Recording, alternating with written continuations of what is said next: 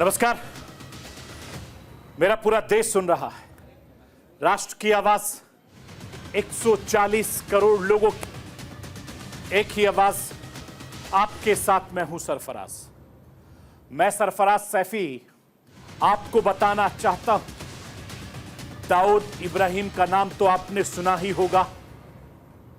दाऊद इब्राहिम पर बनी फिल्म भी आपने देखी होगी और अंदाजा भी लगा लिया होगा कि दाऊद की डी कंपनी का खेल हिंदुस्तान को कैसे खोखला करने पर आमादा था। आज बात डी कंपनी की नहीं, बल्कि उस कंपनी की करूंगा जो दाऊद इब्राहिम की तर्ज पर जुर्म की दुनिया का नया बादशाह बनने की चाहत पाले बैठा है। और डी कंपनी की तर्ज पर एल कंपनी के जरिए न सिर्फ हिंदुस्तान के अंदर 7 समुंदर पार भी अपना रसूख, अपना हनक, अपनी ठनक जमाने की कोशिश में रात दिन मेहनत कर रहा है। आखिर कौन है यह एल कंपनी, कौन है इसका सरगना और कैसे हिंदुस्तान दुनिया के कई देशों में लगातार पैर पसारने की कोशिश कर रहा है और क्यों इसकी तुलना डी कंपनी से हो रही है, यह आज आपको राष्ट्र की आवाज के जरिए बताने, दिखाने, समझाने की कोशिश करूंगा। लॉरेंस बिश्नोई इस वक्त साबरमती सेंट्रल जेल में बंद है, हाई सिक्योरिटी में बंद है। उसने अपना जाल कुछ ऐसा बिछाया है कि वो जेल के अंदर रहे या जेल के बाहर, लॉरेंस बिश्नोई को ज्यादा फर्क नहीं पड़ता, ऐसा दावा किया जा रहा है।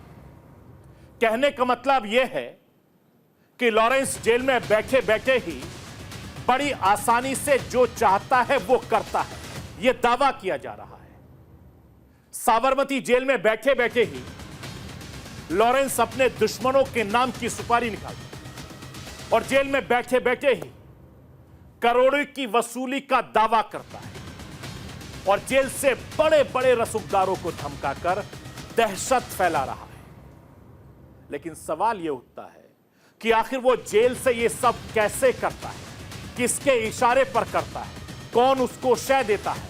लॉरेंस बिश्नोई के काम करने की पूरी उसकी साजिश, उसकी कुंडली, उसकी कहानी आज मैं आपको राष्ट्र की आवाज के जरिए बताने, दिखाने, समझाने की कोशिश करूंगा।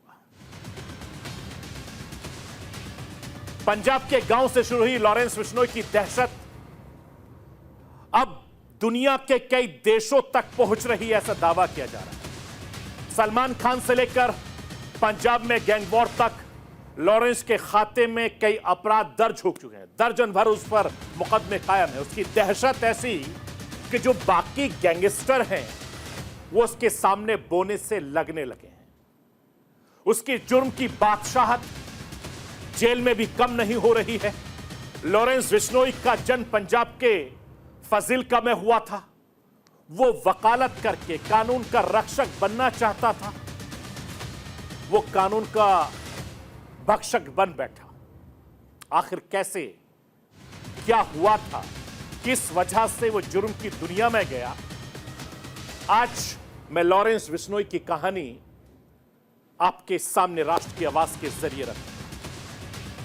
मैं अपने हिंदुस्तान के कोने कोने की आवाज को दिल्ली तक पहुंचाता हूं, दिल्ली की आवाज को देश दुनिया के कोने कोने तक पहुंचाता हूं। नेताओं की आवाज को मैं आम लोगों तक पहुंचाता हूं, आम लोगों की आवाज को मैं अपने देश के हुक्मरानों तक पहुंचाता हूं। आपकी आवाज से मिलती है मेरी आवाज और बन जाती है राष्ट्र की आवाज।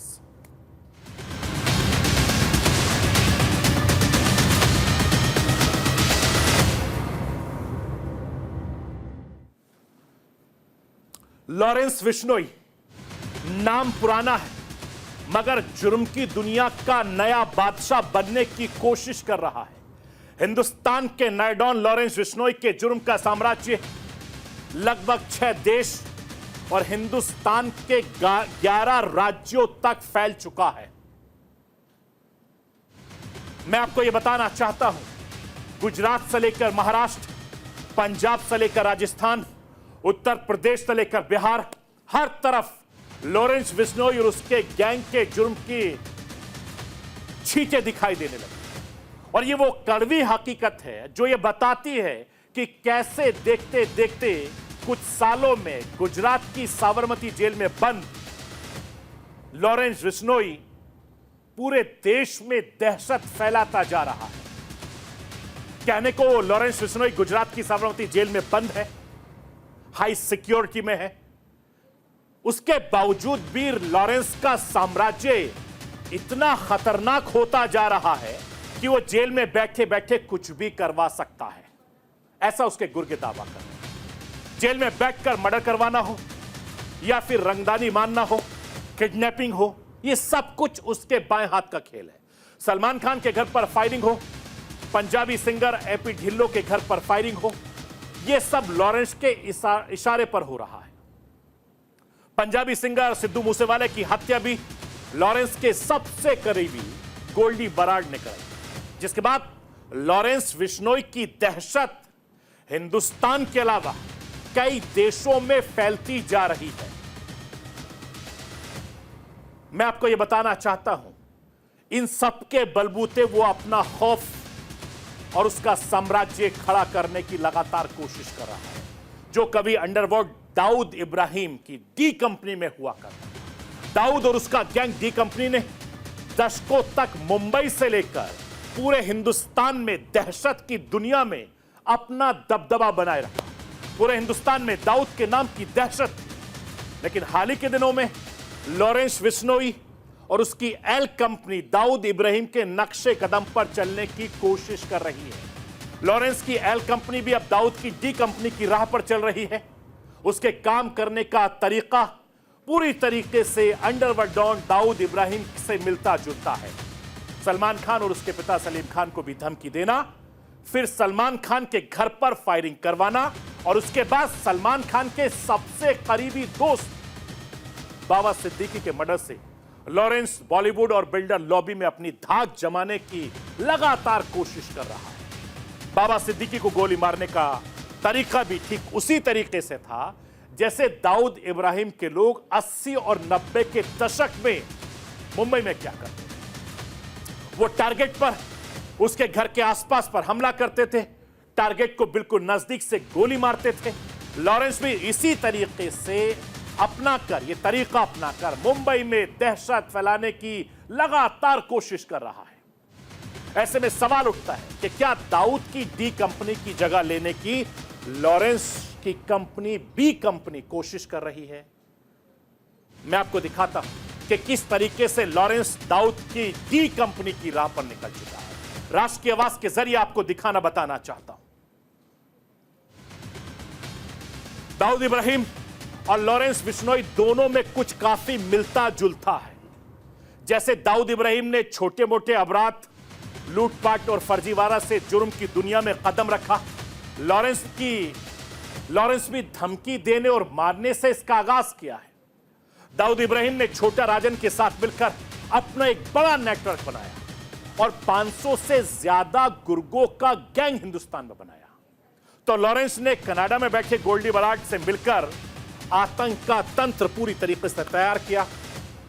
700 से ज्यादा अपराधियों का गैंग बनाया। दाऊद इब्राहिम ने फिरौती और वसूली से सबसे ज्यादा पैसे कमाए। तो लॉरेंस बिश्नोई के लिए भी फिरौती ही सबसे बड़ा इस वक्त कमाई का जरिया माना जाता है। मैं आपको यह बताना चाहता हूं कि इन सब के बीच लॉरेंस की एल कंपनी की करोड़ों में कमाई हो रही है, जिससे वो अपनी गैंग को दुनिया भर में फैला रहा है ताकि बड़े बड़े लोगों में उसकी दहशत बनी सके और वो कमाई का दायरा लगातार बढ़ाता जाए।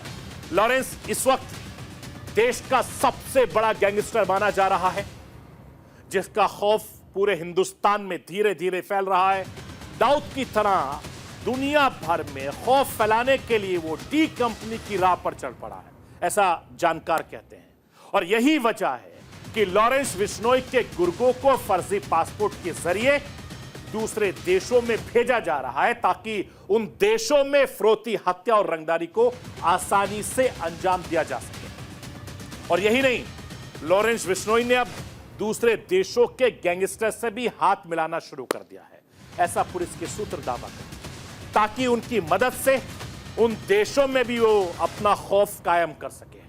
लॉरेंस गैंग का नेटवर्क लगभग 12 राज्यों में फैला है, ये पुलिस के सूत्र दावा कर रहे हैं। लेकिन जिस तरीके से उसने बाबा सिद्दीकी को निशाना बनाया, उसे सलमान खान की दोस्ती से जोड़कर देखा जाते हैं और जानकार मानते हैं कि वो डी कंपनी की तरह मुंबई को अपना गढ़ बनाने की कोशिश में लगा हुआ है। लेकिन सरकार चाहे तो एक और दाऊद बनने से रोक सकती है।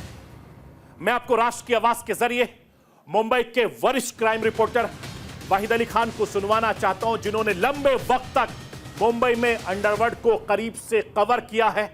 वो लॉरेंस बिश्नोई की हर हरकत पर नजर बनाए हुए हैं। सुनिए वाहिद अली खान इस मसले को कैसे देखते हैं। ऐसे ही बॉलीवुड में भी अपना दबदबा पैदा करना चाहता है। सिद्धू मूसेवाला की बात देखने को मिला है कि कई बॉलीवुड हस्तियों को भी ये टारगेट कर रहा है। मुनव्वर, जी हाँ, एक अच्छा बिग बॉस विनर है, उनको भी ये सुनने को मिला कि धमकी दी गई, उनको भी प्रोटेक्शन दिया गया। तो ये दबदबा तो अपना कायम करने की कोशिश कर रहा है, लेकिन ये एजेंसीज, जो हमारी इंटेलिजेंस एजेंसीज है, हमारी जो सरकार है, वो चाहे तो एक नए दाऊद को पैदा होने से रोक सकती है। वो बड़ा सरल सी बात है। अगर ये चाहे कमर कस ले नरेंद्र मोदी जी कल और हमारे अमित शाह जी कल कि हमको एक और दाऊद नहीं बनने देना है, तो फिर ये बिश्नोई दाऊद नहीं बन सकता, इम्पॉसिबल है। मैं आपको यह बताना चाहता हूं कि लॉरेंस बिश्नोई किस कदर दाऊद इब्राहिम के रास्ते पर जा निकला, उसका जिक्र एनआईए ने अपनी चार्जशीट में भी किया है, जिसमें लॉरेंस गैंग की तुलना दाऊद इब्राहिम गैंग से भी की जा रही है। दाऊद इब्राहिम ने ड्रग्स तस्करी से लेकर टारगेट किलिंग, एक्सटॉर्शन रॉकेट के जरिए अपना एक बड़ा साम्राज्य खड़ा किया था और फिर उसे एक डी कंपनी बनाई। ठीक उसी तरीके से लॉरेंस बिश्नोई भी अपना साम्राज्य खड़ा करना चाहता है, दहशत फैलाकर। मुंबई में दाऊद का गैंग करीब करीब खत्म हो चुका है। फिरौती हो, रंगदारी हो, टारगेट किलिंग हो, तस्करी जैसे अपराधों पर लगाम लग चुकी है मुंबई में। ऐसे में मुंबई लॉरेंस गैंग के लिए एक खुला मैदान है। वो अब इस तरीके से वारदात को अंजाम दे रहा है कि मुंबई में अपना नेटवर्क बढ़ाने की लगातार कोशिश हो रही है, क्योंकि मुंबई के जरिए फेमस भी होगा, डर दहशत भी लोगों में होगा और कम वक्त में बड़ा नाम भी होगा। उसका टारगेट सलमान खान के साथ साथ उसके आसपास के लोगों को डराने का है। लॉरेंस बड़े नामों को टारगेट कर रहा है, रसूखदारों में डर पैदा कर रहा है। हालांकि 90 के दशक में और अब में बहुत ज्यादा फर्क है। अब मुंबई पुलिस भी पहले जैसी नहीं है। ऐसे में क्या एक दो वारदात करके मुंबई में लॉरेंस बिश्नोई दाऊद जैसा साम्राज्य खड़ा कर सकता है? एक बार फिर से मैं वाहिद अली खान को सुनवाना चाहता हूं। जैसे मैंने बताया कि लंबे वक्त तक उन्होंने डी कंपनी को करीब से कवर किया है। वो किस तरीके से देख रहे हैं, चूंकि डी कंपनी और एल कंपनी दोनों में क्या अंतर है, वाहिद अली खान की जुबानी सुनिए। लॉरेंस बिश्नोई जो है वो दाऊद इब्राहिम के नक्शे कदम पे चल ही नहीं सकता। कोशिश बहुत कर रहा है, हालांकि उसकी नेटवर्किंग बहुत अच्छी हो गई है और सोफिस्टिकेटेड तरीके से वो अपने शिकार को पहले तो भापता है, फील्डिंग लगाता है और उसके बाद उसके शिकार करता है। लेकिन दाऊद इब्राहिम की मोडस ऑपरेंडी और डी गैंग की मोडस ऑपरेंडी बिल्कुल विपरीत थी। लेकिन जब दाऊद 90s में आया, तब उस समय ना तो सोफिस्टिकेटेड कम्युनिकेशन थे, ना ही उस समय पेजर्स थे, ना ही सेलफोन्स थे, ना ही वीपीआईबीएन पिन जो ये सब जो होते हैं, व्हाट्सएप कॉल और फेस टाइम कॉल, ये सब कुछ नहीं थे। उस समय उसने अपना साम्राज्य बनाया। और आज दाऊद इब्राहिम सिर्फ एक गैंगस्टर नहीं है, दाऊद इब्राहिम एक टेररिस्ट के रूप में सामने आया है।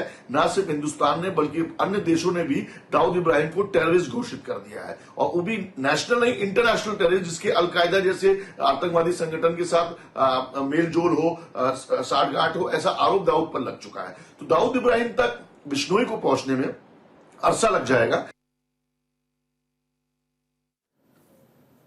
मैं आपको यह भी बताना चाहता हूं कि पिछले कई सालों से लॉरेंस बिश्नोई सलाखों के पीछे बंद है।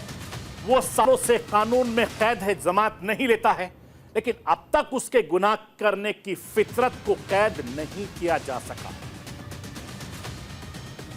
जेल में बंद होने के बाद भी लॉरेंस हर वो काम कर लेता है जो काम वो करना चाहता है। उसे फिरौती वसूलना हो तो वसूल लेता है। उसे रसूखदार, चाहे वो फिल्म स्टार हो या कारोबारी हो या कोई नेता हो या कोई बिल्डर हो, जिसे भी धमकाना हो वो धमका लेता है।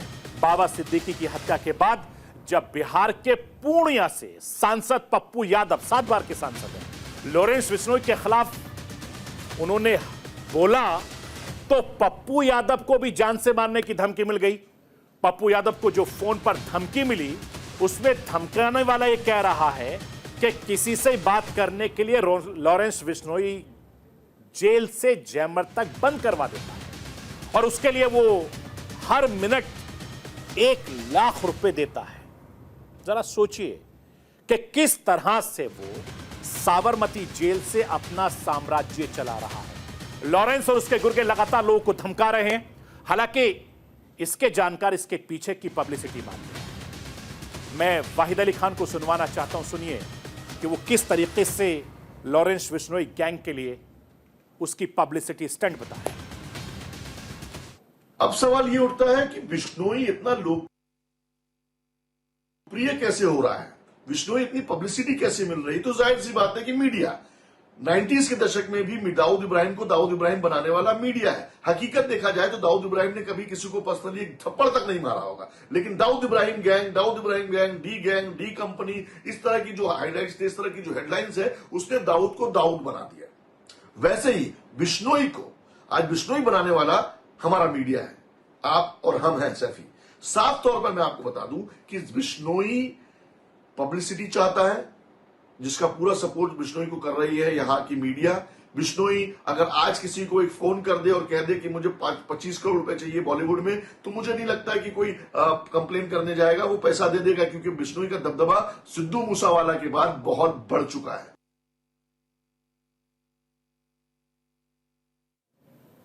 मैं आपको यह भी बताना चाहता हूं कि दाऊद इब्राहिम की तरह ही लॉरेंस बड़े बड़े रसूखदार और फिल्म स्टार को टारगेट बना रहा है। वो हर काम जेल में बैठे बैठे कर लेता है, जो किसी दूसरे या आम अपराधियों के बस की बात नहीं है। लेकिन सवाल यह है कि कैसे, और इसका जवाब खुद लॉरेंस बिश्नोई ने दिया था। लॉरेंस ने एनआईए की पूछताछ में अपने नेटवर्क के बारे में जो बताया, वो इस बात को साबित करने के लिए काफी है कि लॉरेंस कितना तेज है, कितना चालाक है, कितना शातिर है। मैं राष्ट्र के आवाज के जरिए आपको लॉरेंस बिश्नोई की पूरी क्राइम कुंडली के बारे में बताना चाहता हूं, कैसे वो जेल में बैठे बैठे लगातार अपना साम्राज्य बना रहा है। सबसे पहले आप ये जान लीजिए कि फोन कॉल के जरिए लॉरेंस कैसे करोड़ों की उगाही करता है, जो पुलिस दावा करती है। दिल्ली की तिहाड़ जेल के अलावा राजस्थान की भरतपुर, पंजाब की फरीदकोट जेल में रहते हुए भी लॉरेंस ने उत्तर भारत के कारोबारियों से करोड़ों रुपए की अवैध वसूली की थी। कभी उसने राजस्थान के कारोबारियों से, कभी उसने चंडीगढ़ के कम से कम 10 क्लब मालिकों से, कभी अंबाला के सभी माल मालिकों से, कभी शराब कारोबारियों से, और कभी दिल्ली और पंजाब के सटोरियों से करोड़ों की उगाही की है। जेल में लॉरेंस के गुर्गे ऐसे कारोबारी और धंधेबाजों के नंबर लेकर आते हैं जो लॉरेंस के नाम पर जानने वाले एक फोन कॉल पर करोड़ों रुपए उसके बताए ठिकानों पर पहुंचा देते थे। एनआईए सूत्रों की माने तो गोल्डी बराड़, काला राणा और काला जेठरी जैसे गैंगस्टर अक्सर ऐसे नंबर लॉरेंस को मुहैया करवाते हैं। लॉरेंस ने अपने सिंडिकेट की बारीकियों का खुलासा करते हुए बताया था कि उसका जाल राजस्थान तक फैला हुआ है। राजस्थान के कई क्रशर मालिक, स्टोन कारोबारियों से भी उसके गैंग में करोड़ों रुपए वसूले। लॉरेंस की तरफ से गैंगस्टर आनंद पाल के भाई विक्की सिंह और मंजीत सिंह उसके लिए राजस्थान में वसूली भी करते हैं। मैं आपको यह भी बताना चाहता हूं, यह तो रही लॉरेंस के गैंग की कमाई की बात। मैं राष्ट्र की आवाज के जरिए आपको यह बताना चाहता हूं कि लॉरेंस कैसे जेल में बैठे बैठे बड़े हथियारों की तस्करी करता है। लॉरेंस के गैंग से जुड़े गुर्गे और खुद लॉरेंस सालों से अपने गैंग के लिए हथियारों की तस्करी करता है, ऐसा पुलिस के सूत्र दावा करते हैं।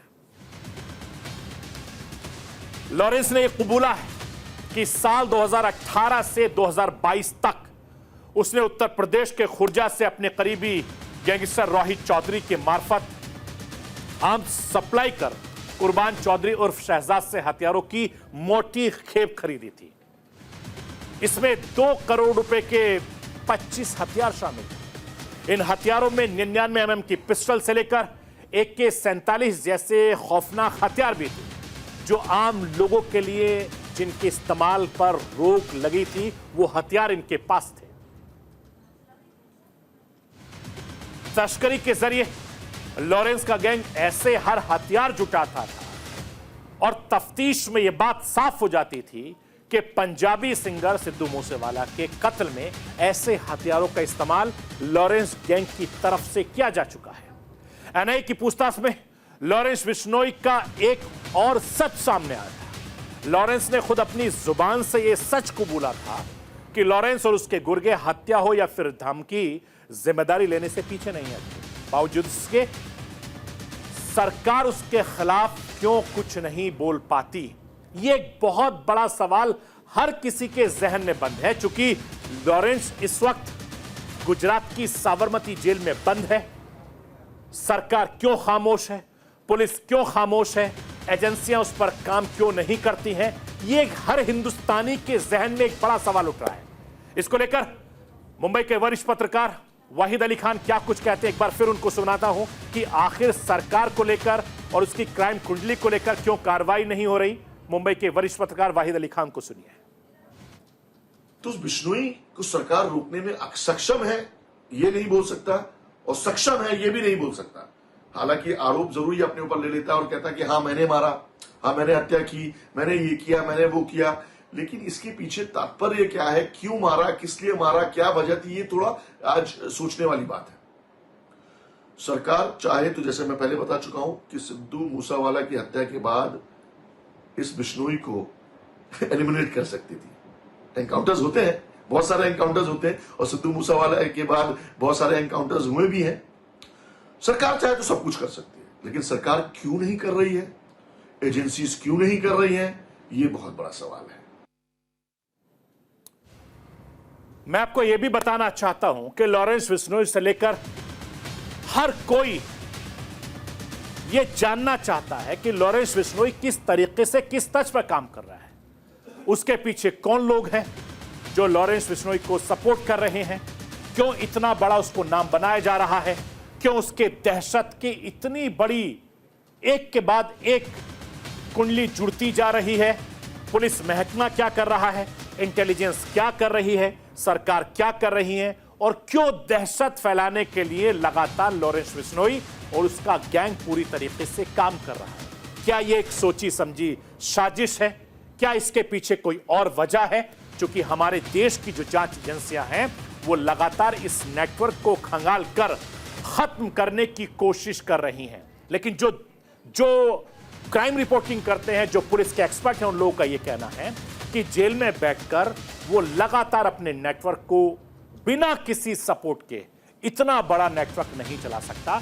कोई ना कोई उसके पीछे है जो उसको लगातार सपोर्ट कर रहा है। तो ये थी राष्ट्र की आवाज। बाकी खबरों के लिए आप बने रहिए न्यूज़ इंडिया के साथ।